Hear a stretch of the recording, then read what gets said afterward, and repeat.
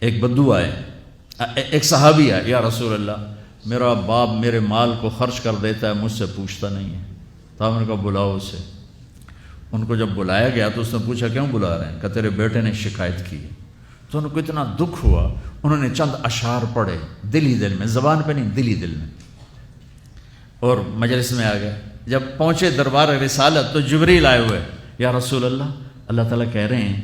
اس کا مسئلہ بعد میں سنیں، اس سے کہیں وہ شعر سنا جو تو نے بیٹے کے گلے میں کہے ہیں، اور اب تیری زبان سے ادا نہیں ہوئے پر تیرے اللہ نے سنے۔ تو آپ نے اس سے فرمایا اچھا بھائی تیری گل تو میں بعد میں سنوں گا، تو پہلے میں نے شعر سنا۔ انہوں نے کہا اشہد انک رسول اللہ، میں گواہی دیتا ہوں آپ اللہ کے رسول ہیں۔ یا رسول اللہ میں نے دکھ میں چند اشعار زبان سے نہیں دل ہی دل میں دہرائے تھے، اور آپ کے رب نے عرشوں پہ سنا،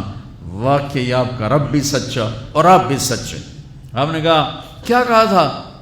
غدوت مولودا ومنتق یافعا تعل بما اجنی علیک وتنہل واذا ذاقتک بالسقم لم ابت لسقمک الا ساہرا اتململ کأنی انا المتروک دونک بالذی ترکت به عینی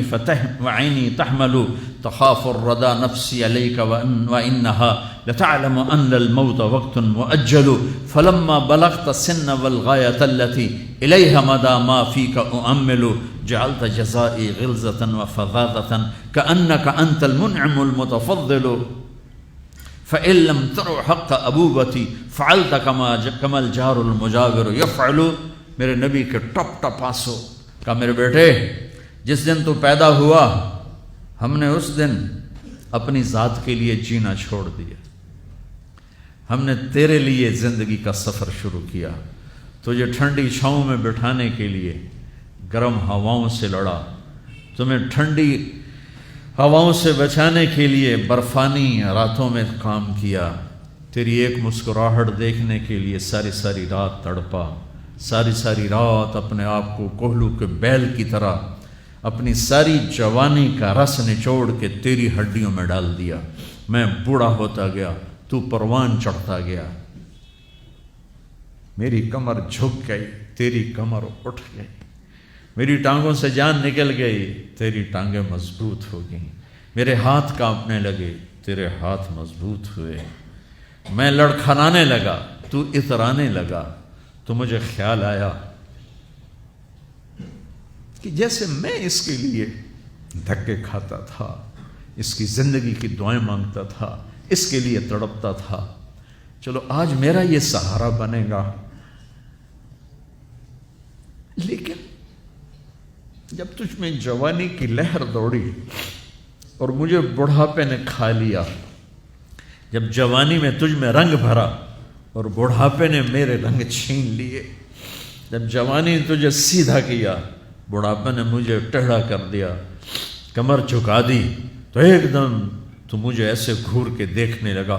تیری آنکھیں ماتھے پہ چڑھ گئیں اور تو مجھے یوں دیکھنے لگا جیسے میں نوکر ہوں تو باپ تو مالک۔